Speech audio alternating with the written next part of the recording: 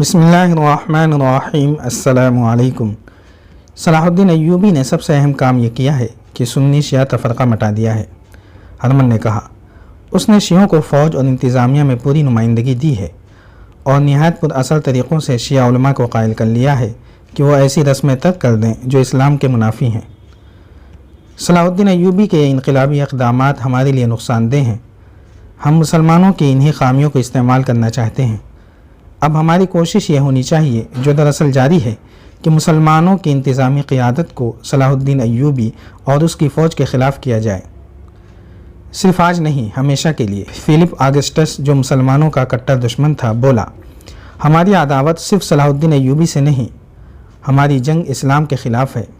ہماری کوشش یہ ہونی چاہیے کہ ایوبی مر جائے تو یہ قوم کوئی دوسرا ایوبی پیدا نہ کر سکے۔ اس قوم کو غلط اور بے بنیاد عقیدوں کے ہتھیاروں سے مارو، ان میں بادشاہ بننے کا جنون طاری کر دو، انہیں عیاش بنا دو اور ایسی روایات پیدا کر دو کہ یہ لوگ خلافت کی گدی پر آپس میں لڑتے رہیں، پھر اس خلافت کو اس کی فوج پر سوار کر دو۔ میں یقین کے ساتھ کہتا ہوں کہ یہ قوم ایک نہ ایک دن صلیب کی غلام ہو جائے گی۔ اس کا تمدن اور اس کا مذہب صلیب کے رنگ میں رنگا ہوا ہوگا۔ وہ بادشاہی اور خلافت کے حصول کے لیے آپس میں دست و گریباں ہوں گے اور اپنے مخالفین کو دبانے کے لیے ہم سے پناہ مانگیں گے۔ اس وقت ہم میں سے کوئی بھی زندہ نہ ہوگا۔ ہماری روحیں دیکھیں گی کہ میں نے جو پیشین گوئی کی ہے وہ حرف بحرف سچ ثابت ہوئی ہے۔ اسلام کی جڑیں کھوکھلی کرنے کے لیے یہودی تمہیں اپنی لڑکیاں پیش کر رہے ہیں، انہیں استعمال کرو۔ یہودیوں کو اس لیے اپنا دشمن سمجھو کہ وہ یروشلم کو اپنا مقدس شہر اور فلسطین کو اپنا گھر سمجھتے ہیں۔ انہیں کہو کہ فلسطین تمہارا ہے، آخر میں یہ خطہ ہم تم کو ہی دیں گے، ابھی ہمارا ساتھ دو۔ لیکن یہ احتیاط ضرور کرنا کہ یہودی بہت چالاک قوم ہے، اسے جب تمہاری طرف سے خطرہ نظر آیا تو تمہارے ہی خلاف ہو جائے گی۔ اس کی دولت اور اس کی لڑکیاں استعمال کرو اور اس کے عوض انہیں فلسطین پیش کرو۔ قلعہ شوبک اور قلعہ کرک سے بہت دور ایک ایسا وسیع خطہ تھا جو مٹی، ریت اور سیلوں کی پہاڑیوں اور اونچی نیچی چٹانوں میں گھرا ہوا تھا۔ یہ خطہ کم و بیش 1.5 میل وسیع اور چوڑا تھا۔ اس میں بہت سا علاقہ ریتیلا میدانی تھا اور اس میں کھڈ بھی تھے اور کم اونچی ٹیکریاں بھی۔ جب صلیبی حکمران اور کمانڈر اسلام کے بیخ کنی کے منصوبے بنا رہے تھے اور نہایت پرکشش اور خطرناک طریقے وضع کر رہے تھے، صحرا کا یہ خطہ میدان جنگ بنا ہوا تھا۔ ہزاروں پیادہ عسکری، گھوڑ سوار اور شتر سوار بھاگ دوڑ رہے تھے۔ تلواریں اور برچھیوں کی انیاں چمک رہی تھیں۔ گھوڑوں اور اونٹوں کی دوڑ سے گرد گہرے بادلوں کی طرح آسمان کی طرف اٹھ رہی تھی۔ اس گرد میں برچھیاں بھی اڑ رہی تھیں، تیر بھی۔ پیادہ سپاہی گھوڑوں سے آگے نکل جانے کے لیے رفتار سے دوڑنے کی کوشش کر رہے تھے۔ ایک پہاڑی کے دامن میں آگ کے شعلے اڑتے اور پہاڑی سے ٹکرا کر بھڑکتے اور بجھ جاتے تھے۔ شور و غل آسمان کو ہلا رہا تھا۔ صلاح الدین ایوبی گھوڑے پر سوار ایک بلند چٹان پر کھڑا یہ نظارہ انہماک سے دیکھ رہا تھا۔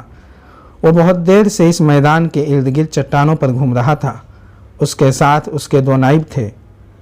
میں آپ کو یقین دلا سکتا ہوں کہ جس رفتار سے سکھلائی ہو رہی ہے، نئے سپاہی چند دنوں میں تجربے کار ہو جائیں گے۔ ایک نائب نے کہا، آپ نے جن سواروں کو وہ اتنا چوڑا کھڈ پھلانگتے ہوئے دیکھا تھا، وہ سب کرک سے آئے ہوئے سوار ہیں۔ میں انہیں اناڑی سمجھتا تھا۔ تیر اندازوں کا معیار بھی اچھا ہو رہا ہے۔ میدان جنگ کا یہ منظر دراصل ٹریننگ تھی جس کے متعلق صلاح الدین ایوبی نے بڑے سخت احکامات جاری کیے تھے۔ ارد گرد سے بہت سے جوان فوج میں بھرتی کیے گئے تھے اور کرک سے بھی بہت سے مسلمان چوری چھپے نکل آئے تھے۔ یہ سلطان ایوبی کے جاسوسوں کا کمال تھا کہ کرک سے بھی جوان حاصل کر لیے تھے۔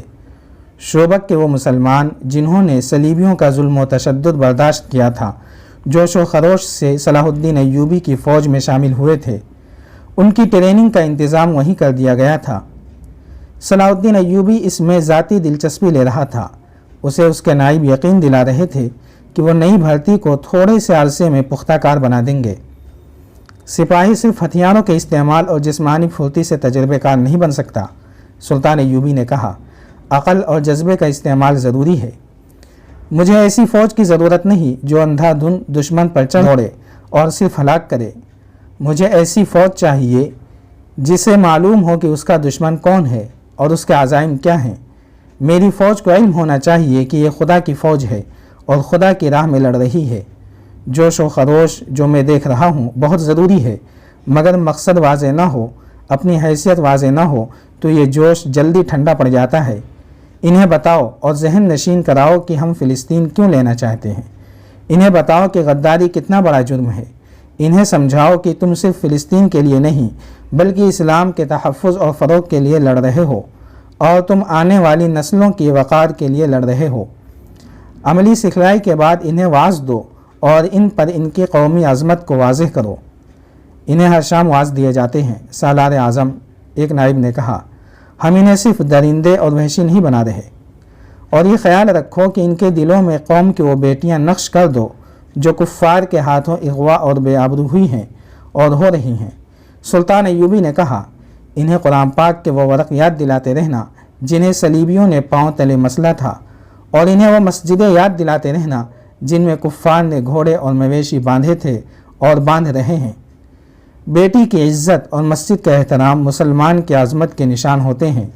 انہیں بتاؤ کہ جس روز تم عصمت اور مسجد کو ذہن سے اتار دو گے، اس روز تم اپنے لیے اس دنیا کو جہنم بنا لو گے، اور آخرت میں جو عذاب ہے اس کا تم تصور بھی نہیں کر سکتے۔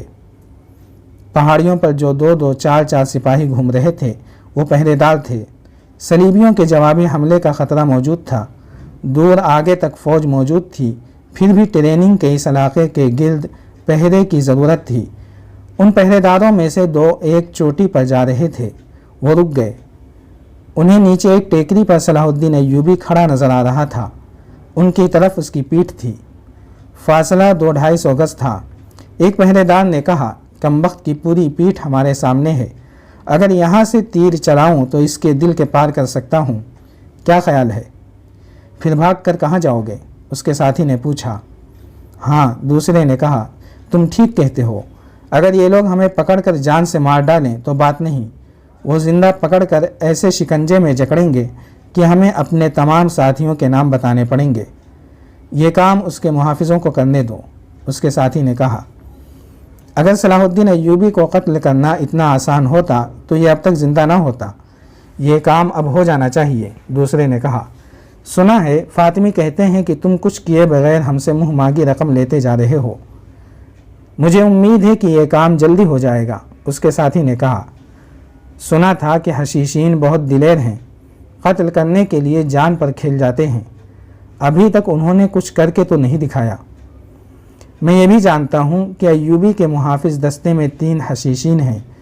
یہ تو ان کا کمال ہے کہ محافظ دستے تک پہنچ گئے ہیں اور کسی کو ان کی اصلیت کا علم نہیں ہوا، مگر وہ قتل کب کریں گے؟ کمبخت ڈرتے ہیں۔ وہ باتیں کرتے کرتے آگے چلے گئے۔ مورخین لکھتے ہیں کہ مصر سے صلاح الدین ایوبی کی غیر حاضری سے وہاں مخالفین کی زمین دوز سرگرمیاں ابھر آئیں تو صورتحال ایسی پیدا کر دی گئی جسے صرف معجزہ سنبھال سکتا تھا۔ یہ ایک سازش تھی جو فاطمی خلافت کو معزولی اور تخریب کاروں کی گرفتاری کے بعد بظاہر دب گئی تھی، لیکن راکھ میں دبی ہوئی چنگاری کی طرح دہکتی رہتی تھی۔ جاری ہے۔ اگر آپ کو یہ قسط وار سلسلہ پسند آ رہا ہے تو لائک، شیئر اور کمنٹ کے ذریعے ہماری حوصلہ افزائی کریں۔ جزاک اللہ خیرا۔